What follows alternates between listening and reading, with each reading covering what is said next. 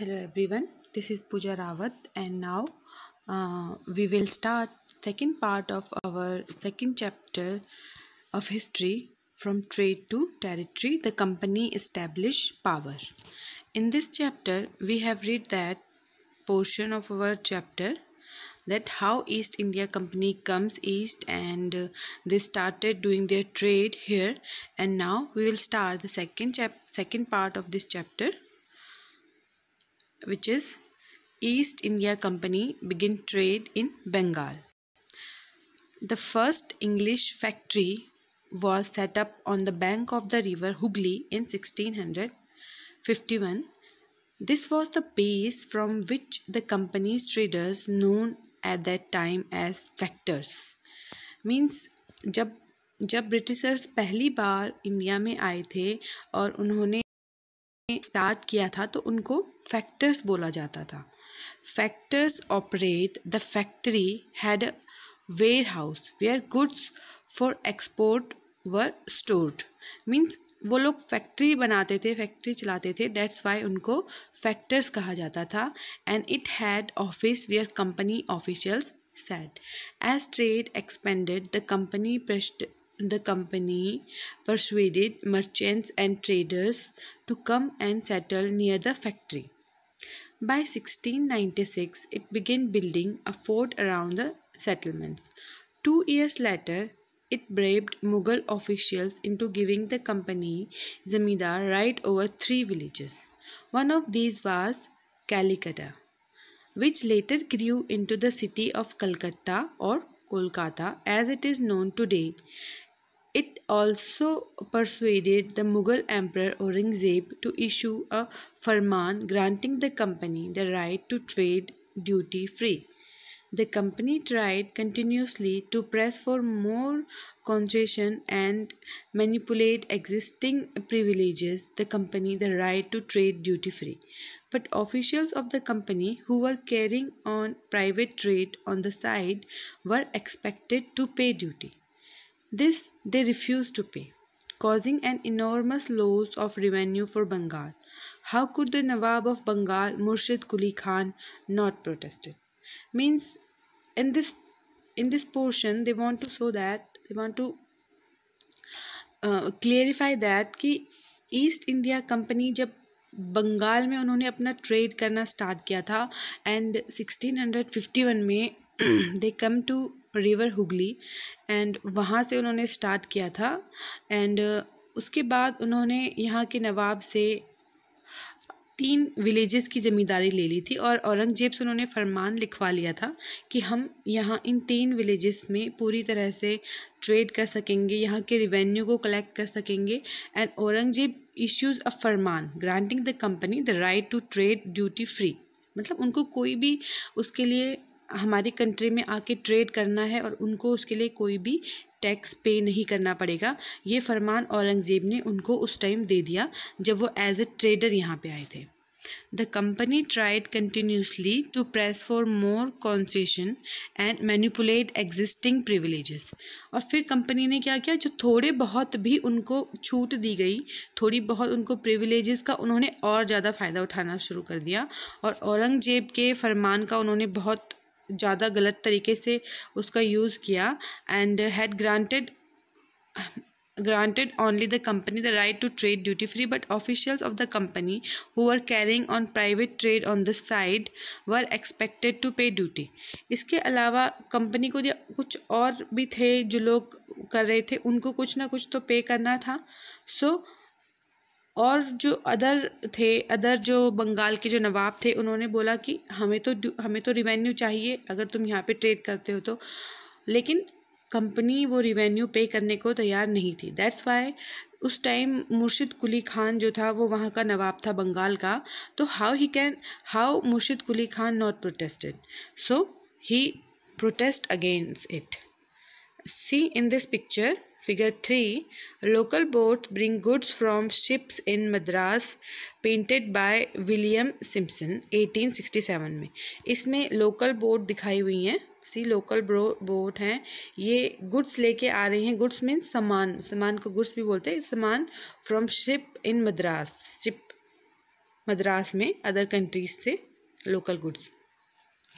Now second point is how trade led to battles. Means जब वो trade करने के लिए यहाँ पे आए थे तो बैटल कैसे स्टार्ट हो गई. See, this is the picture of Robert Clive. We will read about Robert Clive in this chapter. So, how trade led to battles. Through the early 18th century, the conflict between the company and the Nawab of Bengal intensified.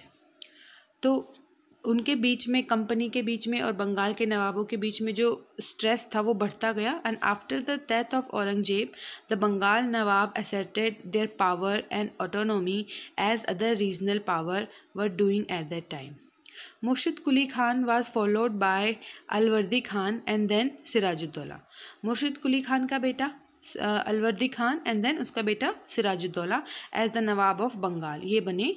And each one of them was a strong ruler. और ये तीनों के तीनों बहुत strong ruler थे. देखो, Murshid Quli Khan was followed by Alivardi Khan. Murshid Quli Khan भी बहुत ज़्यादा फेमस रूलर था, बहुत स्ट्रॉन्ग रूलर था. उसने बहुत ज़्यादा अपोज़ किया अंग्रेज़ों को, ब्रिटिशर्स को.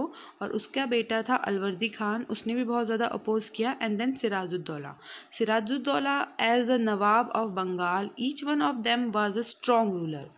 दे refuse to grant the company concessions, demand large tributes for the company's right to trade. उन्होंने बोला कि अगर कंपनी को हमारे कंट्री में, हमारे प्लेस पे आके अगर तुमको ट्रेड करना है तो तुमको उसका अपना रिवेन्यू पे करना पड़ेगा. And denied it any right to missed coins and stopped it from extending its fortifications. Accusing the company to decide, they claimed that the company was depriving the Bengal government of huge amount of revenue and undermining the authority of the Nawabs. It was refusing to pay taxes, writing disrespectful letters and trying to humiliate the Nawab and his official. Means they were not ready.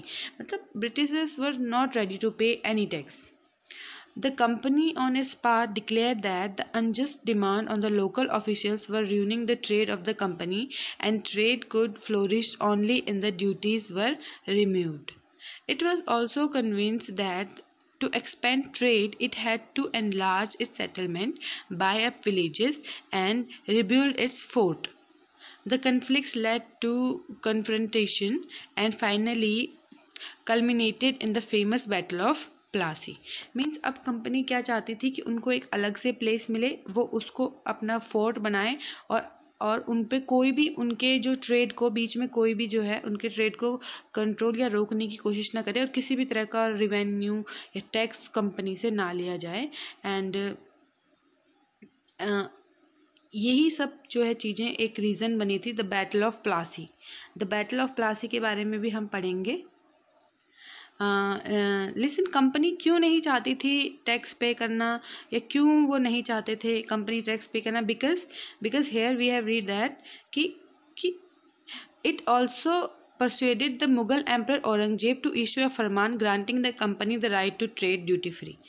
Aurangzeb को ने उनको एक फरमान दे दिया था. Farman means a royal edict, a royal order. एक फरमान उसको हम बोलते हैं. Farman means a royal edict, royal order. तो कंपनी को औरंगजेब ने जब फरमान दे दिया था तो उसकी वजह से कंपनी अब बिल्कुल भी रेडी नहीं थी कि हम कोई भी टैक्स पे करेंगे. तो और यही जो है इसका बहुत ज़्यादा अपोज किया था मुर्शिद कुली खान, और उसके बाद मुर्शिद कुली खान के जो उसके बेटा था उसने सिराजुद्दौला, अलवर्दी खान, इन सब ने उनको अपोज किया. और फिर उसके बाद in the battle of Plassey जो है वो लड़ी गई. सबसे पहले हम एक वर्ड है यहाँ पे पपेट, उसका मीनिंग देखते हैं. Puppet literally a toy that you can move with string. The term is used disapprovingly to refer to a person who is controlled by someone else. Means puppet जो होता है वो एक धागों से बंधे हुए कठपुतली जिसको हम बोलते हैं, मतलब कठपुतली की तरह जो काम करता है, जो किसी और के इशारों पे चलता है, मतलब उसको हम कहते हैं जो अपने आप कोई डिसीज़न नहीं लेता, दूसरों के डिसीज़न को ही फॉलो करता है. So the Battle of Plassey. When Alwardi Khan died in 1756, Sirajuddaulah became the Nawab of Bengal. Alivardi Khan की डेथ के बाद सिराजुद्दौला बंगाल का नवाब बना 1756 में. The company was worried about his power and keen on a puppet ruler who would willingly give trade concession and other privileges. अब company को पता था कि अलवर्दी खान खुद एक बहुत ही स्ट्रिक्ट रूलर था और वो कंपनी को बिल्कुल भी वहाँ पे ट्रेड और बिज़नेस नहीं करने देता.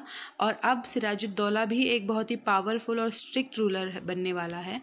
तो कंपनी नहीं चाहती थी कि सिराजुद्दौला कहीं भी आगे जाके नवाब बने. दैट्स वाई उनको तो सिर्फ एक पपेट चाहिए था, एक पपेट रूलर. विलिंगली उनको, जो कि उनको सारे के सारे प्रिविलेजेस जो हैं वो उनको मिल जाएं. So it tried through witness without success to help one of Sirajuddaula's rival become the nawab. तो वो चाहते थे कि सिराजुद्दौला का कोई भी दुश्मन है वो नवाब बन जाए. And infuriated Sirajuddaulah asked the company to stop meddling in the political affairs of his dominion, stop fortification and pay the revenue. और बीच में फिर सिराजुद्दौला ने उनसे कहा कि आप लोग इस तरह की जो पॉलिटिक्स है, इस तरह के जो गलत वर्क हैं, इनको करना बंद कर दीजिए और चुपचाप अपने रेवेन्यू पे कीजिए अगर आपको बंगाल में ट्रेड करना है तो. After negotiation failed, the Nawab marched with 30,000 soldiers to the English factory at Qasim Bazaar. और फिर जब कंपनी ने उसकी बात नहीं मानी, then with 30,000 soldiers to the English factory at Qasim Bazaar उसने उन पे अटैक कर दिया. Captured the company's official, उनको कैप्चर किया. Locked the warehouse, disarmed all Englishmen and blockaded English ship. मतलब पूरा का पूरा उनको उसने तहस नहस कर दिया. Then the march to Calcutta to establish control over the company's fort there. और फिर वो वहाँ सीधा कलकत्ता गया. कलकत्ता में उसने सोचा कि अब मैं यहाँ पे जो कंपनी का जो उन्होंने सबसे पहले 3 विलेजेस में उन्होंने अपना फोर्ट लगाया था, उस फोर्ट पे उसने उसको ऑक्यूपाई कर लिया.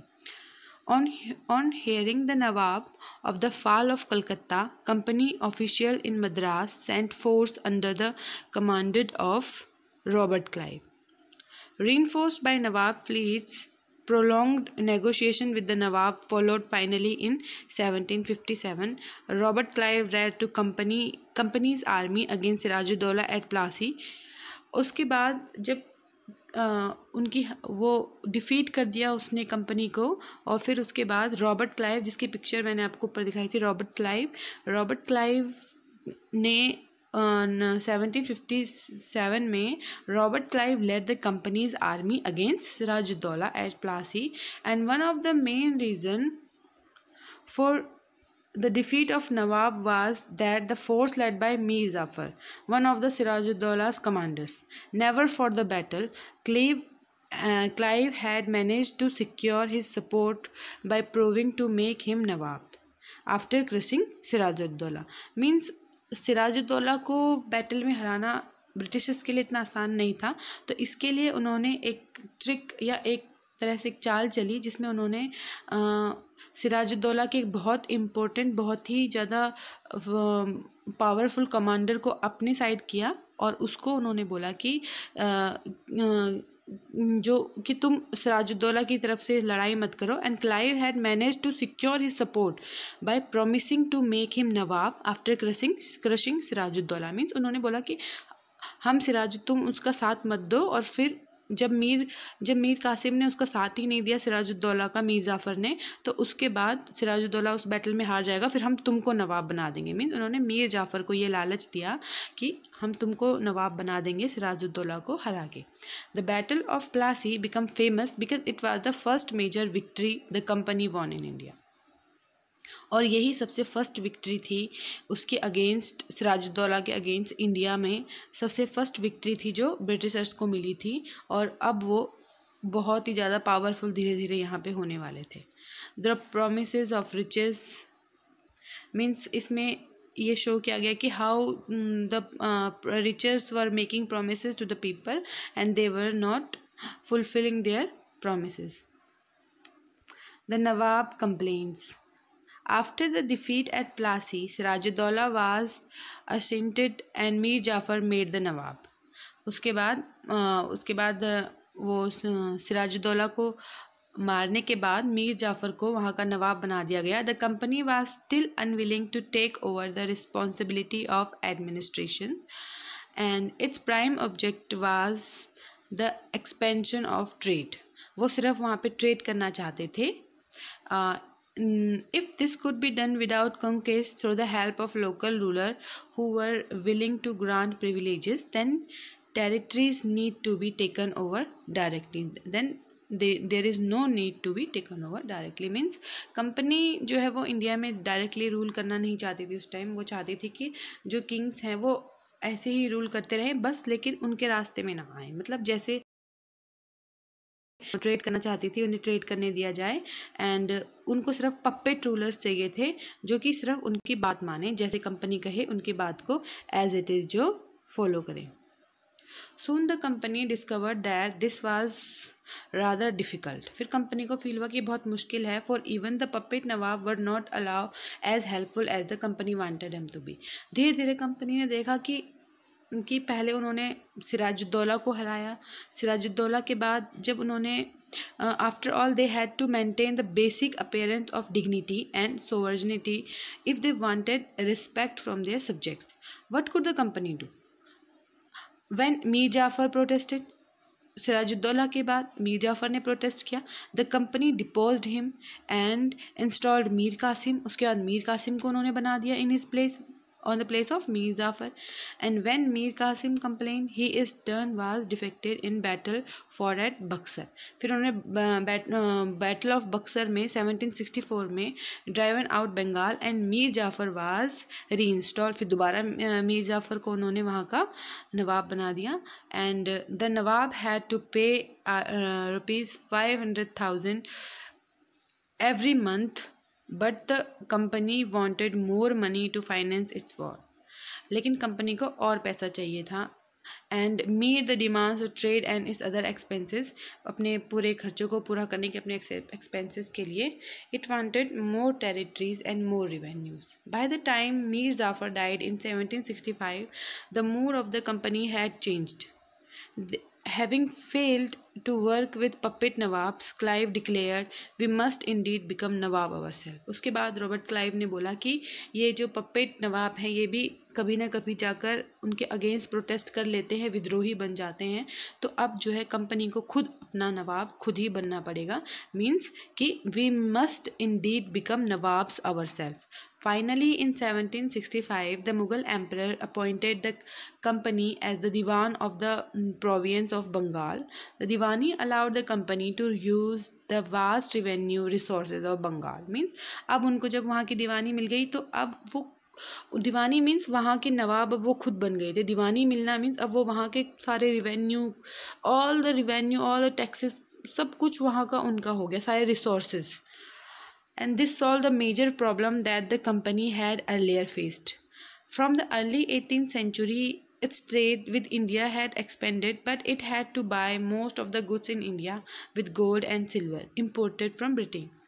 This was because at this time Britain had no goods to sell in India.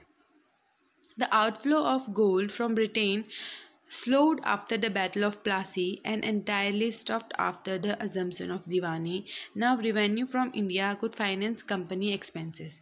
These textile in India maintained company troops and meet the cost of building the company fort and offices at Calcutta.